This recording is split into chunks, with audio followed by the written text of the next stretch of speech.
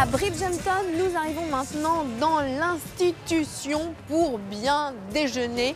Ici, vous allez pouvoir découvrir une carte de produits frais et surtout des poissons, des desserts. Vous allez voir, Pierre est incroyable. C'est le propriétaire français qui s'est installé ici il y a 10 ans.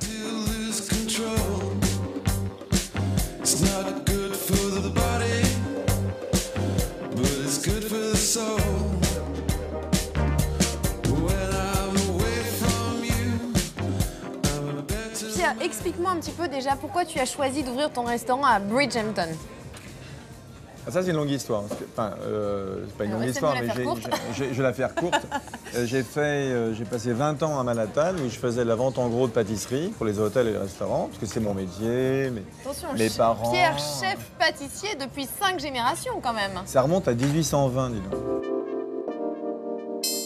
Ça, c'est une tarte flambée. Super sympa. J'ai pas mangé une tarte flambée depuis que j'ai quitté la France, c'est-à-dire depuis au moins 10 ans. Pourtant, j'y retourne régulièrement, mais je sais pas, j'ai jamais mangé cette spécialité. C'est sympa. Très sympa. Donc, toi, toi, en tu viens Alsace, ils les font à toutes les sauces. Ben, moi, je suis né à Paris. Mes parents sont tous les deux alsaciens. Et ils avaient pendant 30 ans une pâtisserie alsacienne à Paris. J'ai même des clients de mes parents qui viennent ici au restaurant dire oh, on se souvient. Explique-moi pourquoi Bridgehampton. Parce que je voulais prendre une année sabbatique après mes 20 ans à Manhattan. Et je suis venu dans les Hamptons parce que je connaissais les Hamptons. Et je me suis reposé pendant tout l'hiver.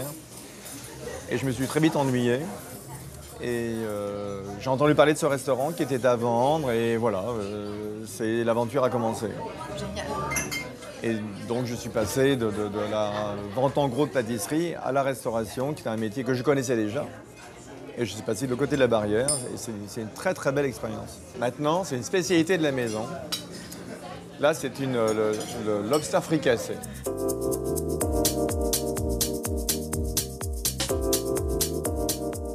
J'en avais assez de vendre ou bien du steamed ou du broiled lobster qui, bon, ça apportait pas grand-chose. Et j'ai décidé donc de faire ce lobster qui est flambé au cognac. Et on rajoute dessus une petite sauce américaine ouais, et du tarragon, flambé cognac. Ça te plaît? C'est délicieux. Hein. Bon, bah très bien. Franchement, ça, ils font dans la bouche. On en vend énormément. Ça, c'est vraiment ton best-seller, si je puis comme dire. un curé peut en bénir.